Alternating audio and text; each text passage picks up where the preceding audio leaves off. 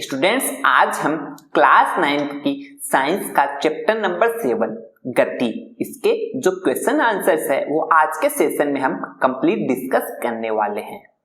तो first question है कि एक एथलीट है, वो वर्तीय पथ पर गति कर रहा है और उसका व्यास आपको दिया हुआ है 200 मीटर और वो एक चक्कर कितनी देर में लगा रहा है? 40 सेकंड में वो एक चक्कर लगाता है। 2 मिनट 20 सेकंड के बाद वह कितनी दूरी तय करेगा और उसका विस्थापन क्या होगा, ये आपको बताना है। तो एथलीट है, वो वर्तीय पथ पर गति करता है और वर्तीय पथ पर एक चक्कर में तय की दूरी क्या होगी? उस वृत्त की परिधि, और वृत्त की परिधि का सूत्र होता है 2πr और हमें यहाँ 2r की वैल्यू दी हुई है 200 मीटर। तो आपको वृत्ताकार रास्ते की परिधि कितनी हो जाएगी? 200 मीटर। अब आपको 40, अब ये यहाँ पे कहा गया कि एक चक्कर कितने सेकंड में लगा रहा है? 40 सेकंड में। तो इसलिए 40 सेकंड में तय की दूरी दी हुई है आपको 200 पाई मीटर। आपको ज्ञात करनी है 2 मिनट 20 सेकंड की। तो 2 मिनट 20 सेकंड को सेकंड में कन्वर्ट करेंगे तो 2 मिनट को 60 से मल्टीप्लाई कर देंगे तो हो जाएगा 120, उसमें 20 ऐड कर देंगे तो हमारे पास वैल्यू क्या आ जाएगी? 140 सेकंड। तो आपको 140 सेकंड में तय की गई दूरी ज्ञात करनी है। एक सेकंड में तय की गई दूरी हमें पता है 200 पाई बटा 40 है और 140 में ज्ञात करनी है तो उसको 140 से मल्टीप्लाई कर देंगे। अब 200 पाई की वैल्यू हमें पता है कितनी होती है? पाई की वैल्यू होती है 22/7 और आपको इसको मल्टीप्लाई करना है 140 से और आपको डिवाइड करना है 40 से। हम जानते हैं 7 से हम 140 को कट कर देंगे तो कितना हो जाएगा? 20 और 20 से 40 को हम भाग देंगे तो कितनी बार जाएगा? 2 बार और 2 से हम 22 में भाग देंगे तो कितनी बार जाएगा? 11 बार। तो हमारे पास 140 सेकंड में तय की गई दूरी आ गई 2200 मीटर। अब आपके पास दूरी तो आ गई पर आपको यहाँ विस्थापन भी ज्ञात करना है। विस्थापन को ज्ञात करने से पहले हमें एथलीट द्वारा जो कितने चक्कर लगा रहा है वो ज्ञात करने हैं। उसके लिए हमें कुल दूरी में एक चक्कर की दूरी का जब हम भाग देंगे तो हमारे पास आ जाएगी चक्करों की संख्या। तो कुल दूरी अभी हमने ज्ञात कर ली, कितनी आई थी? 2200 मीटर और एक चक्कर की दूरी हमें पता है कितनी है? 200 पाई मीटर। अब इसको सोल्व करेंगे तो 2200 मीटर तो क्या है? कुल दूरी और एक चक्कर में तय की गई दूरी है 200 पाई। पाई की वैल्यू कितनी है? 22 और 22/7 पाई की वैल्यू होती है। इसको 00 से 00 कैंसिल हो जाएंगे, 22 से 22 कैंसिल हो जाएंगे तो आपके पास चक्रों की संख्या कितनी आ जाएगी? 3.5 चक्कर हो जाएंगे। अब आपको पता होना चाहिए जब भी कोई एथलीट, जब भी कोई वस्तु से एक वृत्त में चक्कर काटती है तो उसका विस्थापन होता है 0, क्योंकि वो प्रारंभिक स्थान और अंतिम स्थान दोनों एक ही होते हैं। आपको यहाँ केवल 0.5 चक्कर के ही विस्थापन ज्ञात करना होगा। अब आपको पता होना चाहिए जब कोई एथलीट अर्धवृत्त में गति कर रहा है तो उसका विस्थापन क्या हो जाएगा? उसका व्यास ही उसका विस्थापन हो जाएगा। अब उसका व्यास कितना है? 200 मीटर। तो 200 मीटर क्या हो जाएगा? विस्थापन। और कुल दूरी अभी हमने ज्ञात कर ली थी 2200 मीटर है, वो उसकी कुल दूरी हो जाएगी। नेक्स्ट क्वेश्चन है क्वेश्चन नंबर 2। उसमें पूछा है 300 मीटर सीधे रास्ते पर जोसेफ है, वो जॉगिंग करता हुआ 2 मिनट 50 सेकंड में एक सिरे ए से एक सिरे बी तक पहुंचता है और घूमकर 1 मिनट में 100 मीटर पीछे तक बिंदु सी पर पहुंचता है। जोसेफ की औसत चाल और औसत वेग क्या होंगी, ये आपको बताना है। जब वो सिरे ए से बी तक जाता है और सिरे ए से सी तक जाता है उस समय आपको औसत चाल और औसत वेग बताने हैं। औसत चाल हम जानते हैं कुल तय की दूरी में कुल समय का जब हम भाग देंगे तो क्या हो जाएगी? औसत चाल। अब जब जोसेफ सिरे ए से बी तक जाता है तो उसकी तय की दूरी कितनी है? 300 मीटर और इस समय लगा समय कितना है? आपको समय ज्ञात करने के लिए जो मिनट में जो समय दिया है उसको सेकंड में चेंज करना होगा। तो 2 मिनट को सेकंड में चेंज करने के लिए हम उसको 60 से मल्टीप्लाई कर देंगे और उसमें ऐड कर देंगे 50 सेकेंड। तो ये हमारे पास सेकंड में समय आ गया और दूरी हमारे पास है 300 मीटर और हम 60 को 2 से मल्टीप्लाई करेंगे 120 में 50 ऐड करेंगे तो कितनी हो जाएगी? 170 सेकंड। तो टोटल हमारे पास औसत चाल क्या हो जाएगी? 1.76 मीटर प्रति सेकंड औसत चाल हो जाएगी। इसी प्रकार से इसका औसत वेग भी समान होगा क्योंकि विस्थापन क्या हो जाएगा? 300 मीटर और समय है वो कितनी हो जाएगा? 170 सेकेंड। तो इसका औसत वेग भी हो जाएगा 1.76 मीटर प्रति सेकंड ही औसत वेग हो जाएगा। अब हमें ज्ञात करना है सिरे ए से सी तक की औसत चाल। तो सबसे पहले जो सब ए से बी पॉइंट तक जाता है उसके पश्चात बी से सी तक आता है, तो उसके द्वारा तय की गई कुल दूरी कितनी हो जाएगी, 300 मीटर प्लस 100 मीटर। अब हमें पता था ए से बी तक जाने में कुल समय कितना लगा था, 170 सेकंड। उसमें एक मिनट में कितने होते हैं, 60 सेकंड, वो और ऐड कर देंगे तो कुल तय की गई दूरी हो जाएगी 400 मीटर और कुल समय हो जाएगा 230 सेकंड। आपके सिरे ए से सिरे सी तक की औसत चाल कितनी हो जाएगी, 1.74 मीटर प्रति सेकंड। अब आपको ज्ञात करना है विस्थापन। विस्थापन क्या हो जाएगा, 300 मीटर में से आपको 100 घटा देना है और उसमें समय हमें पता है कितना था, 230 सेकंड। तो ए से सिरे सी तक का औसत वेग कितना हो जाएगा, 200/230। जब इसको सोल्व करेंगे तो आपके पास क्या वैल्यू प्राप्त होगी, 0.87 मीटर प्रति सेकंड। तो इस प्रकार से इस क्वेश्चन को सोल्व करना है। क्वेश्चन नंबर 3 है, जो अब्दुल है वो गाड़ी से स्कूल जाने के क्रम में उसकी औसत चाल दी हुई है 20 किलोमीटर प्रति घंटा और जब वह उसी रास्ते से लौटता है तो वहां भीड़ कम थी तो उसकी औसत चाल थी 40 किलोमीटर प्रति घंटा। अब आपको अब्दुल की इस पूरी यात्रा में उसकी औसत चाल क्या है ये आपको बताना है। अभी हमने देखा था औसत चाल क्या होती है, कुल दूरी बटा कुल समय। कुल दूरी हमने माना कि जाते समय भी उसने समान दूरी तय की थी और आते समय भी उसने समान दूरी तय की थी। तो हमने मान लिया जाते समय दूरी x किलोमीटर है, आते समय भी दूरी x किलोमीटर है, तो टोटल दूरी होगी 2x किलोमीटर। जाते समय जो समय लगा था वो t1 मान लिया और आते समय जो समय लगा था वो मान लिया t2। अब हमने समय बराबर क्या होता है, दूरी बटा चाल। तो दूरी हमारे पास कितनी है, x किलोमीटर। जाते समय उसकी चाल है वो कितनी है, 20 किलोमीटर प्रति घंटा। आते समय उसकी दूरी समान है x किलोमीटर और उसका जो लगा समय है वो क्या है, 40 किलोमीटर प्रति घंटा। इनको जब सॉल्व करेंगे तो हमारे पास क्या वैल्यू प्राप्त होगी, 3x/40। अब हमारे पास कुल तय की दूरी भी पता है और कुल तय किया गया समय भी पता है। इससे हम औसत चाल ज्ञात कर सकते हैं। तो औसत चाल क्या हो जाएगी, कुल तय की दूरी कितनी है, 2x और कुल तय किया गया समय कितना है, 3x डिवाइड बाय 40 है। ऊपर चला जाएगा तो क्या हो जाएगा, मल्टीप्लाई 40 हो जाएगा। तो हमारे पास वैल्यू आ जाएगी 80/3। जब इसको सोल्व करेंगे तो आपके पास वैल्यू आएगी 26.66 किलोमीटर प्रति घंटा है, वो इसकी वैल्यू हो जाएगी। तो अब्दुल की पूरी यात्रा में उसकी औसत चाल कितनी हो जाएगी, 26.66 किलोमीटर प्रति घंटा। तो यह इसका आंसर हो जाएगा। नेक्स्ट क्वेश्चन है कि कोई मोटर बोट है वो झील में विराम अवस्था से सरल रेखीय पथ पर 3 मीटर प्रति सेकंड के नियत त्वरण से t बराबर 8 सेकंड तक चलती है। तो इस समय अंतराल में मोटर बोट है वो कितनी दूरी तय करेगी वो आपको बताना है। अब हमारे पास यहाँ दिया हुआ है विराम अवस्था, मतलब प्रारंभिक वेग कितना है, 0 और आपको त्वरण दिया गया है 3 मीटर प्रति सेकंड। तो त्वरण कितना है, 3 मीटर प्रति सेकंड। समय दिया है t बराबर 8 सेकंड। आपको दूरी ज्ञात करनी है। तो दूरी ज्ञात करने के लिए आपको गति की द्वितीय समीकरण पता होना चाहिए, जिसका है दूरी बराबर क्या होता है, ut प्लस हाफ at²। जहाँ u प्रारंभिक वेग है, t समय है और a त्वरण है। तो हमें पता है कि यहाँ हमारे पास प्रारंभिक वेग 0 है तो ut की वैल्यू तो हो जाएगी 0 और हाफ a की वैल्यू हमें दी हुई है 3 मीटर प्रति सेकंड और t का वैल्यू दी हुई है 8। तो 8 का स्क्वायर हो जाएगा 64। जब हम इसको 2 से इसको हम कैंसिल कर देंगे, 2 यानी 6 और 2 दूनी 4, 32 को 3 से मल्टीप्लाई करेंगे तो हमारे पास क्या वैल्यू प्राप्त हो जाएगी, 96। तो तय की गई दूरी कितनी हो जाएगी, 96 मीटर। तो ये इसका आंसर हो जाएगा। अब क्वेश्चन नंबर 5 में पूछा गया है कि किसी गाड़ी का चालक है वो 52 किलोमीटर प्रति घंटा की गति से चल रही कार में ब्रेक लगाता है और कार विपरीत दिशा में एक समान दर से त्वरित होती है। कार है वो 5 सेकंड में रुक जाती है। तो एक केस तो ये दिया गया है कि कार का प्रारंभिक वेग हमें दिया हुआ 52 किलोमीटर प्रति घंटा और t बराबर 5 सेकंड के पश्चात वह रुक जाती है, अर्थात उसका अंतिम वेग है वो 0 हो जाएगा।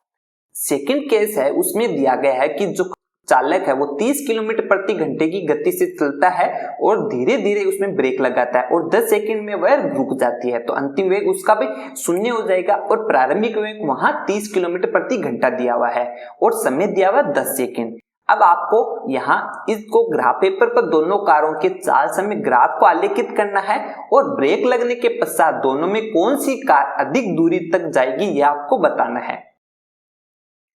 सबसे पहले हम पहली अवस्था में उसकी दूरी ज्ञात करेंगे। तो दूरी को ज्ञात करने से पहले हमें यहाँ त्वरण को पता होना चाहिए। तो त्वरण का ज्ञात करने के लिए हम गति की प्रथम समीकरण का प्रयोग करेंगे। तो गति की प्रथम समीकरण होती है v बराबर u प्लस at। हमारे पास अंतिम वेग कितना है, शून्य है और प्रारंभिक वेग कितना दिया है 52 किलोमीटर प्रति घंटा। अब किलोमीटर प्रति घंटा को मीटर प्रति सेकंड में चेंज करने के लिए हम उसको 5/18 से आपको मल्टीप्लाई कर देना है। इस प्रकार से आपको कार का प्रारंभिक वेग कितना प्राप्त हो जाएगा, 130/9 मीटर प्रति सेकंड। तो प्रारंभिक वेग आपको प्राप्त हो गया 130/9। आपको ज्ञात क्या करना है, त्वरण, और आपको समय दिया हुआ है 5। तो त्वरण बराबर क्या हो जाएगा, -130/9 और ये 5 इसके भाग में चला जाएगा। तो आपका त्वरण आ जाएगा -26/9 मीटर प्रति सेकंड स्क्वायर। अब हमें यहाँ त्वरण भी प्राप्त हो गया है और समय और वेग की वैल्यू हमें दी हुई है। तो अब हम इसकी दूरी ज्ञात कर सकते हैं। दूरी हम जानते हैं गति की द्वितीय समीकरण से होता है ut plus half at square. अब हमें u की वैल्यू दी हुई है 130/9। आपके पास समय क्या है, 5 सेकंड।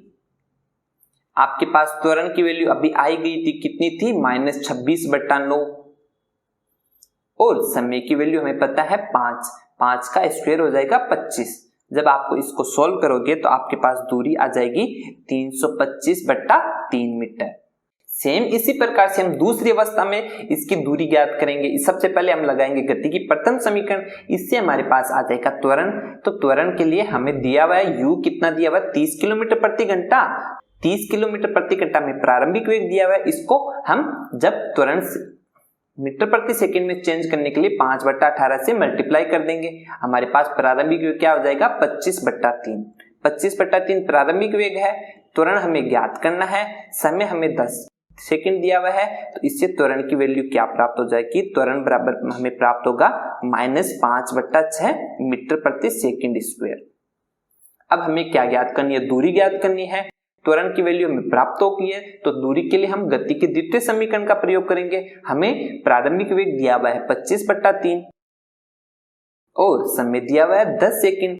और अभी हमने त्वरण की वैल्यू हमने ज्ञात कर ली थी 1/2। त्वरण हमें कितना प्राप्त हुआ था, -5/6 और समय हमें मिल रहा है 10 का स्क्वायर। तो इसको जब सोल्व करोगे तो आपके पास दूरी आएगी 375/3।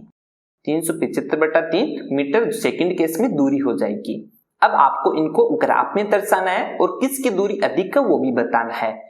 तो हम देख सकते हैं कि पहली अवस्था में जो हमें दूरी प्राप्त हुई है वो तो है 325/3 मीटर। सेकंड केस में हमें दूरी प्राप्त हुई है 375/3 मीटर। तो दोनों कारों की जो दूरी है उनका तुलनात्मक अध्ययन करेंगे। तो सबसे ज्यादा दूरी कौन से केस में प्राप्त हुई है, सेकंड केस में। तो सेकंड केस में हमें दूरी 375/3 है, वो 325/3 से अधिक है।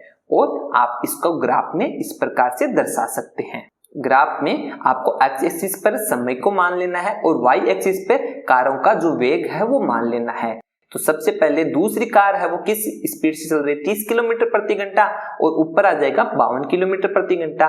अब जो पहली कार है वो 5 सेकंड में यह दूरी तय करती है और दूसरी कार है वो 10 सेकंड में यह दूरी तय करती है। तो इस प्रकार से आप इसका ग्राफ बना सकते हैं। नेक्स्ट क्वेश्चन नंबर 6 है, उसमें आपको एक चित्र दिया है। इसमें 3 बिंदु A, B और C दूरी समय ग्राफ प्रदर्शित करते हैं। आपको ग्राफ का अध्ययन करके निम्न प्रश्नों के उत्तर देने हैं। आपको बताना है तीनों में से सबसे तीव्र गति से कौन गतिमान है। अब तीव्र गति से वही गतिमान होगा जो कम समय में अधिक दूरी तय करेगा। तो कम समय में अधिक दूरी कौन तय कर रहा है, बी है वो सबसे तेज गतिमान है, क्योंकि बी है समय अक्ष के साथ एक तो बड़ा कोण बना रहा है, इसलिए वह ए और सी की अपेक्षा अधिक दूरी तीव्र गति से गतिमान है। सेकंड आपको बी में पूछा गया कि क्या ये तीनों किसी समय पर सड़क के एक ही बिंदु पर होंगे। तो हम इस ग्राफ में देख सकते हैं तीनों बिंदु कहीं पर भी एक साथ तीनों वस्तु है वो कहीं भी किसी भी स्थान पर एक दूसरे को प्रतिच्छेद नहीं करते हैं। तो इस केस में हम लिखेंगे कि तीनों व्यक्ति किसी भी स्थान पर नहीं मिलेंगे। सी में पूछा गया है कि जिस समय पर बी ए से गुजरती है उस समय सी कितनी दूरी तय कर लेता है। तो सी वस्तु कितनी दूरी तय कर लेगी आपको देखना है। यह रेखा है वो तो बी की है और बी और जब ए से गुजरती है उस समय सी की दूरी कितनी है, लगभग 8 किलोमीटर। और जिस समय बी सी से गुजरती है उस समय तक यह कितनी दूरी तय कर लेती है यह आपको बताना है। जब बी और सी काटते हैं तो ये लगभग 6 किलोमीटर दूरी तय कर लेते हैं। नेक्स्ट क्वेश्चन नंबर 7 में पूछा है कि 20 मीटर की ऊंचाई से एक गेंद को गिराया जाता है। यदि उसका वेग 10 मीटर प्रति सेकंड के स्क्वायर से एक समान त्वरण की दर से बढ़ता है तो यह किस वेग से धरातल पर टकराएगी यह आपको बताना है। और कितने समय पश्चात यह धरातल से टकराएगी यह भी आपको बताना है। तो सबसे पहले आपको वेग ज्ञात करना है। तो वेग के लिए हमें वैल्यू किस किस की दी है इस हिसाब से गति की समीकरण आपको लगानी है। आपको क्या दिया हुआ है, ऊंचाई दी हुई है 20 मीटर, प्रारंभिक वेग हमें पता है कितना है 0 और त्वरण दिया हुआ है 10 मीटर प्रति सेकंड। तो इस प्रकार से हम गति की तीसरी समीकरण से हम अंतिम वेग ज्ञात कर सकते हैं। अंतिम वेग v स्क्वायर बराबर क्या, प्रारंभिक वेग है 0 और 2 मल्टीप्लाई बाई त्वरण कितना दिया हुआ है 10 और हमें ऊंचाई कितनी दी हुई है 20 मीटर। इस प्रकार से आपका अंतिम वेग है वो कितना हो जाएगा 20 मीटर प्रति सेकंड। अब आपके पास अंतिम वेग भी आ गया है तो अब आप इसका समय भी ज्ञात कर सकते हैं। समय के लिए हमें पता है गति की प्रथम समीकरण से हम समय ज्ञात कर सकते हैं। तो अंतिम वेग है 20 मीटर प्रति सेकंड, प्रारंभिक वेग है 0 और a की वैल्यू आपको दी हुई है 10 और समय को इससे मल्टीप्लाई कर देना है। तो समय बराबर t बराबर क्या आ जाएगा 20/10 बराबर क्या हो जाएगी 2 सेकंड। तो ये तो हो गया समय और वेग अभी हमने ज्ञात किया था 20 मीटर प्रति सेकंड इसका वेग प्राप्त होगा। क्वेश्चन नंबर 8 है कि किसी कार की चाल और समय का जो ग्राफ है वो आपको चित्र में दर्शाया गया है। पहले 4 सेकंड में कार कितनी दूरी तय करती है और इस अवधि में कार द्वारा तय की गई दूरी का ग्राफ है उसको आपको छायांकित क्षेत्र में भी दर्शाना है। तो आप देख सकते हैं पहले 4 सेकंड में जो कार द्वारा तय की गई दूरी कितनी है 6 मीटर, ये मैंने दर्शाया है और इस क्षेत्र को आपको छायांकित भी करके आना है। सेकंड बी में आपको पूछा गया कि ग्राफ का कौन सा भाग कार की एक समान गति को दर्शाता है। तो आप देख सकते हो 6 सेकंड पश्चात अर्थात जो चाल है वो मतलब हम मान सकते हैं 6 सेकंड बाद ग्राफ है वो एक सीधी रेखा प्राप्त कर लेता है। तो अतः ग्राफ का जो यह भाग है वो कार की एक समान गति को प्रदर्शित करता है। अब क्वेश्चन नंबर 9 है वो उसमें है कि निम्नलिखित में से कौन सी अवस्थाएं संभव है और प्रत्येक के लिए आपको एक उदाहरण भी बताना है जो अवस्थाएं संभव है। तो कोई वस्तु जिसका त्वरण तो नियत हो परंतु वेग 0 हो, ऐसी कंडीशन संभव तभी होगी जब हम किसी वस्तु को पृथ्वी के तल से ऊपर की ओर जब हम फेंकते हैं। तो जब वह वस्तु अधिकतर ऊंचाई पर स्थित होती है तो उसका वेग तो 0 हो जाता है परंतु जो उसका त्वरण है वो नियत के क्या वैल्यू होती है 10 मीटर प्रति सेकंड स्क्वायर रहता है। सेकंड केस में है कि कोई त्वरित वस्तु एक समान चाल से गति कर रही है। तो यह कंडीशन संभव नहीं होती है क्योंकि कोई भी वस्तु एक जब त्वरित होगी तो उसकी चाल में परिवर्तन अवश्य होता है, परंतु यहाँ लिखा गया है कि चाल है वो समान चाल से गति कर रही है। जब वस्तु समान चाल से गति करती है तो वो इस समय त्वरित नहीं हो सकती। कोई वस्तु किसी निश्चित दिशा में गति कर रही है और त्वरण उसके लंबवत हो तो यह अवस्था असंभव है क्योंकि त्वरण की जो गति की दिशा के लंबवत है। तो इस कंडीशन में जो दिशा है वो निश्चित नहीं रह पाएगी, वह समय के साथ बदल जाएगी, इसलिए यह कंडीशन भी संभव नहीं है। लास्ट क्वेश्चन है उसमें कहा गया कि एक कृत्रिम उपग्रह उसकी आपको त्रिज्या दी हुई है। त्रिज्या है वो वर्ताकार कक्ष में घूम रहा है। तो वर्ताकार कक्ष में घूम रहा है तो उसकी परिधि हो जाएगी 2πr और उस 2 पाई आर उसके द्वारा तय एक चक्र में तय की गई दूरी होगी। तो एक चक्र में तय की गई दूरी हो जाएगी 2 पाई आर। यदि वह 24 घंटे में पृथ्वी की एक परिक्रमा करता है तो उसकी चाल को आपको बताना है। चाल हमें क्या हो, चाल बराबर क्या होगा, उसकी एक चक्र में तय की गई दूरी और बटा कुल लगा समय। अब आपको एक चक्कर में तय लगा समय कितना आपको दिया हुआ है 24 घंटे। अब 24 घंटे को आपको सेकंड में कन्वर्ट करने के लिए सबसे पहले आपको इसको 60 से मल्टीप्लाई करना है। तो 60 से मल्टीप्लाई करोगे तो यह 24 इंटू 60 ये मिनट में चेंज हो गया। अब इसको सेकंड में चेंज करने के लिए इसको एक बार 60 से और मल्टीप्लाई करना है तो ये सेकंड में चेंज हो गया। अब आप इसको चाल के सूत्र में रख देंगे तो एक चक्कर में तय की गई दूरी कितनी है 2 पाई आर। आर की वैल्यू हमें दी हुई है 42,250 और समय हमें मिल गया 24 इंटू 60 इंटू 60। इसको सोल्व करोगे तो आपके पास जो चाल है वो 3.07 किलोमीटर प्रति सेकंड प्राप्त होगी। इस प्रकार से आपको इसका आंसर करना है। स्टूडेंट्स, अगर आपको ये वीडियो पसंद आया हो तो इस वीडियो को लाइक करना और हमारे चैनल को सब्सक्राइब करना ताकि फ्यूचर में इसी प्रकार के वीडियोज का नोटिफिकेशन आपको सबसे पहले प्राप्त हो सके। Thank you so much.